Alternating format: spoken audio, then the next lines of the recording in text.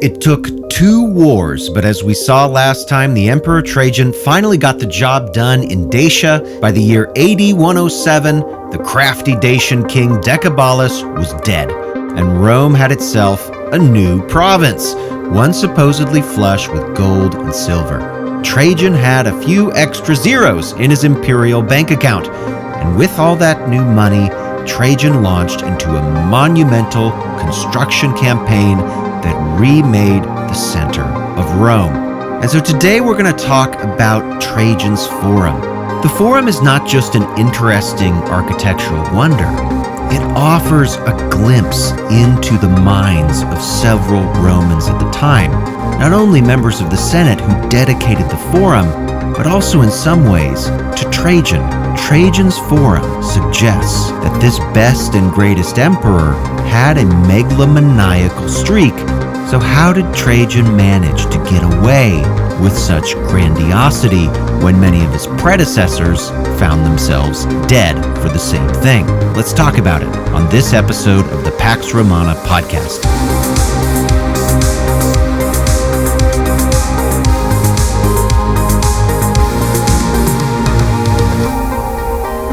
Episode 31, Touring Trajan's Forum. In the year AD 105, the Dacian War hadn't even ended yet, and yet it was around that year that the Roman Senate awarded Trajan a title that no other emperor had received, Optimus Princeps, that is in English, the best emperor. Trajan was given this honor not so much for his military victories or really any other achievements at this point, but really because the bar for greatness in a Roman emperor had been brought so low by several previous emperors like Domitian and Nero and Caligula. But there was a big difference between Trajan and those emperors. Trajan didn't murder members of the Senate. He didn't confiscate their property. And so senators were happy to not only have their lives and their status and their wealth kept safe, they were over the moon about it. And so they honored Trajan with this exuberant title. And as we'll see in a moment, quite a bit more. But it's really interesting because Trajan gets this title so early in his reign, he would go on to rule another decade after being named Optimus Princeps. Normally this would be plenty of time for a Roman emperor to screw things up. But Trajan would go down in history as rising to the expectations of those around him and earning that majestic title. Part of Trajan's legacy is set in stone and still standing in Rome to this day. With the funds that Trajan won from the Dacian War, the emperor embarked on a transformative building spree in the capital of the Roman Empire. The campaign in Dacia allowed Trajan to beautify the city, improve infrastructure, but also to advertise his own greatness. After all, each monument and building and surface that he put up acted as a canvas that Trajan's architects and engineers and designers could use to portray the victories and the attributes of the emperor. And the centerpiece of their efforts, the absolute epitome of Trajanic glorification, was the largest forum that had ever been built and would ever be built in Roman history, the Forum of Trajan.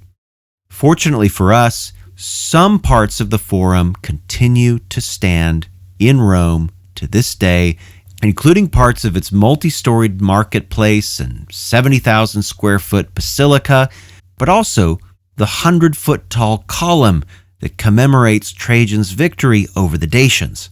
In all, the entire complex was so large that it simply couldn't fit in the space between Rome's hills. And so Trajan needed an expert architect to carry out this project with its stunning scale. Who'd he hire? Well, the same guy that just finished that huge bridge across the Danube. We talked about that bridge, by the way, in episode 30, if you want to go back and check that out. As you might remember from that episode, that project required quite a lot of movement of both land and water. And for the Forum, Trajan was going to have to cut into at least 2 of Rome's fabled 7 hills, the Capitoline and the Quirinal Hills. Archaeologists estimate that by the time the Forum was completed, around 10 million cubic feet of earth and rock were taken by hand, mind you, out of the center of Rome and then dumped outside the city gates to make room for Trajan's Forum. 10 million cubic feet of earth by hand. Incredible. So what did Trajan do with the space that he gained from clearing out all that dirt?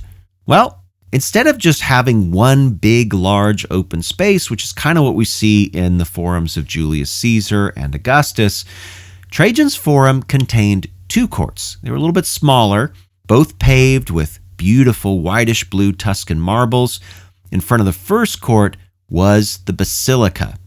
This was a towering structure, probably the tallest structure in the Forum, 150 feet tall. It was near the center of the complex. And on top of the central entrance to the Basilica, there was a gilded bronze four-horsed victory chariot, two smaller chariots on either side, and then a couple colossal statues of the Emperor Trajan as well. The bronze would have been polished, it would have shone in the sun. And then the building itself, this basilica, was a kind of massive open hall, a central focus for the political and judicial life of the city of Rome. Much like the three-storied markets, which are largely still intact to this day. They're normally the first thing that you go into if you go to the site of Trajan's Forum. Those markets were a center of economic life in the city of Rome after they were completed. Well, as one went through the basilica and made it towards the rear of that building, rising into the air could be seen Trajan's column. High walkways ran on either side of the column so viewers could gaze at the continuous frieze that wound up the column, showing 155 scenes that told the story of Trajan's Dacian conquests. The lower half of the column showed the First War, and then the upper half, the Second War. Interestingly, many of the scenes do not show violence. Instead, Roman soldiers march in orderly fashion. They're well disciplined. They're also often productive. Many of the scenes show soldiers constructing forts and laying roads, knocking down trees. The idea here was that Trajan's military is not composed of the types of soldiers that many Romans would remember from the past few decades. Soldiers that would turn on civilians, or senators, soldiers that would participate in civil wars and coups and usurpations. No, these are Trajan's soldiers. They follow him without question, they do what he says, and they are builders of civilization, not destroyers. Some scenes from the Dacian War aren't even on the column. These were memorialized on a different Trajanic monument, one of his many victory arches. Now, that arch doesn't exist anymore, but you can still see a few of the panels if you jet over near the Colosseum and you look for the Arch of Constantine. It's easy to see. It's the largest triumphal arch that any Roman ever built, and it was constructed in the 4th century AD. Constantine's engineers did not come up with their own original art for much of the arch. Instead, they stole stuff from previous emperors, including from one of Trajan's triumphal arches. And so we can find on Constantine's arch memorials of Trajan's victory against the Dacians. You can see scenes where the Dacians are fleeing in panic, terrified of Roman soldiers bearing down on them. And I think the idea here is that the Roman onslaught into Dacia was so overwhelming that Dacian discipline collapsed. Their fragile barbarian minds, as the Romans would see it, were broken. The scene suggests that the Dacians were simply too weak to rule themselves, and that it was justified that the Romans marched in and took their land. But if we go back to the column of Trajan, we can also find a few gory scenes. On one panel, a Dacian fort looms over the invading Roman soldiers, and the fort's walls are topped with spikes, fitted with the rotting heads of Roman prisoners of war. In another scene, 4 Dacian women use torches to torture 2 naked and humiliated Roman men. Finally, there's a scene where the Emperor Trajan gladly receives severed Dacian heads brought by his soldiers. Historians think that the emperor probably offered bounties for each Dacian head, and that's what the scene shows. Otherwise, though, the column really is pretty muted when it comes to the brutality of war. It's a bit of a surprise compared to the more common violence that we see in Roman portrayals of conquered people. Why the subtlety?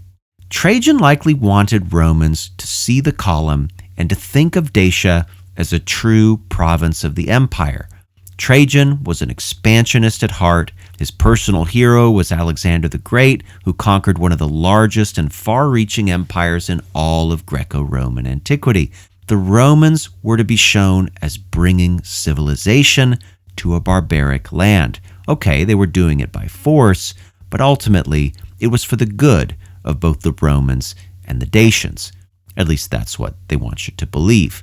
Now, I think one of the most intriguing aspects of Trajan's column is the inscription at its base, which you can still read to this day. The inscription lists Trajan's honorifics, his titles, the offices he held, and it also mentions his divine nature. And the inscription ends by saying that the column marks, quote, that a mountain of this height was excavated for these works. In other words, the column's height is not accidental. Its roughly 100 feet in height is meant to show the amount of rocks and dirt and rubble that were pulled out of the area to build the forum. Also, staying at the base of the column for a second, when Trajan died, his ashes were placed behind the inscription, and this too was done on purpose. Trajan's mortal body remained buried in the capital city that he transformed.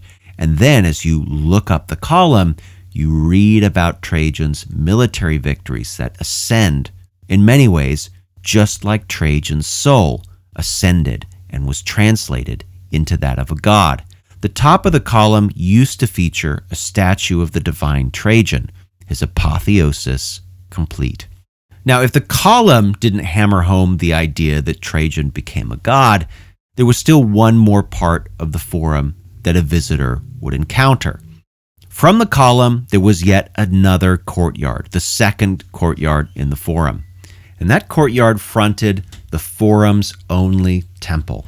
This wasn't a temple to any Roman god, or any Greek god for that matter. It was a temple to Trajan himself. That's right.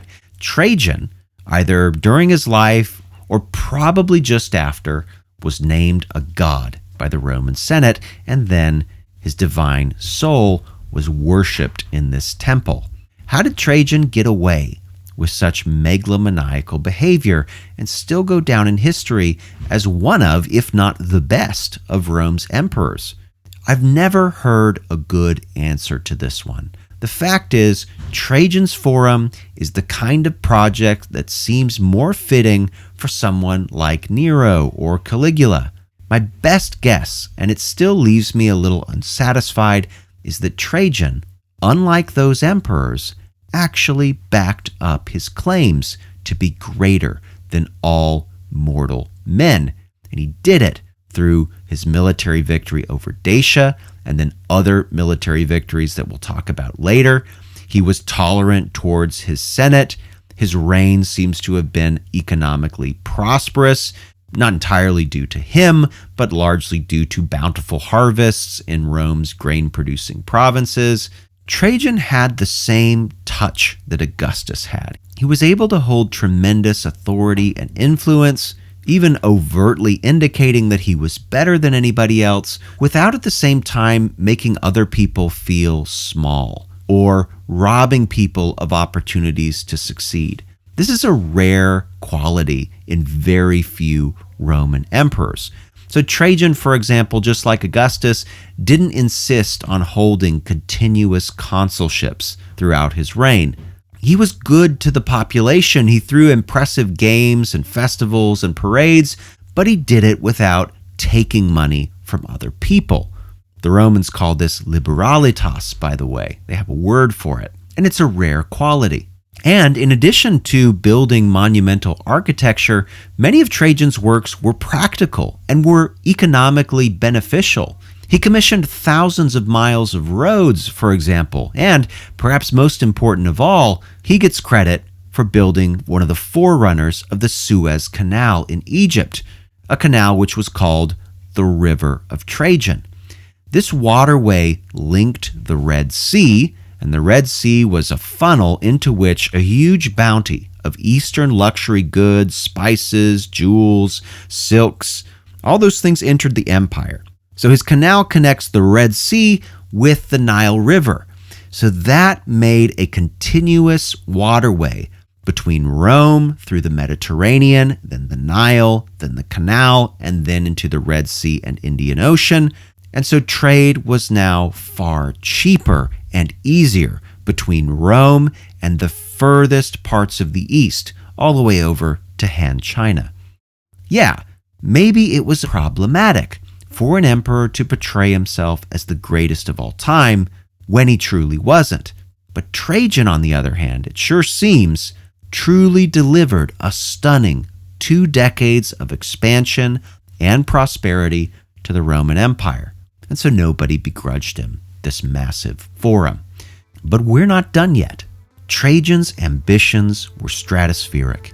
So even after adding Dacia to the Roman Empire and remodeling the center of Rome in his image and constructing great works of civil engineering, the emperor still wanted more glory. Ever interested in following after his hero, Alexander the Great, the man who conquered Persia and marched all the way to India, Trajan decided to set his sights east. And in his way was the mighty Parthian Empire, which no Roman had ever conquered. Well, as we'll see next time, no Roman until Trajan.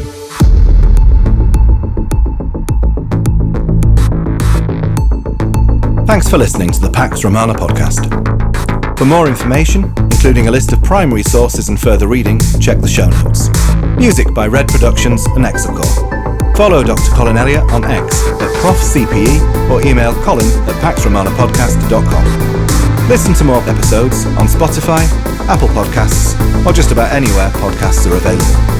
Stay tuned for the next episode of the Pax Romana podcast.